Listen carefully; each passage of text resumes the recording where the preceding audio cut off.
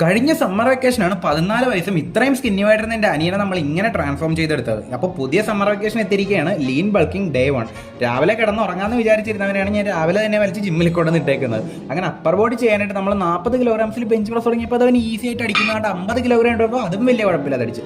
പിന്നെ നമ്മൾ last 55 kilogram ഇട്ടപ്പോഴാണ് കുറച്ചെങ്കിലും പാടായത്. 6 റെപ്സ് കിട്ടി. ബാർബൽ റോസ് എല്ലാം ചെയ്യാനവൻ മറന്നുപോയെന്ന് തോന്നുന്നു. അതുകൊണ്ട് ഞാൻ ഒന്നുകൂടി കാണിച്ചിട്ട് ആൾ എന്തൊക്കെയോ ചെയ്യുന്നുണ്ടായിരുന്നു. ലാസ്റ്റ് അവൻ 40 കിലോഗ്രാം ഒക്കെ എടുത്ത് ഇട്ടെങ്കിലും എനിക്ക് അത്ര സുഖം തോന്നുന്നില്ല. ആ ഒരു ലാറ്റ് ആക്ടിവേഷൻ ഒന്നും കിട്ടുന്നില്ലെന്ന് തോന്നുന്നു.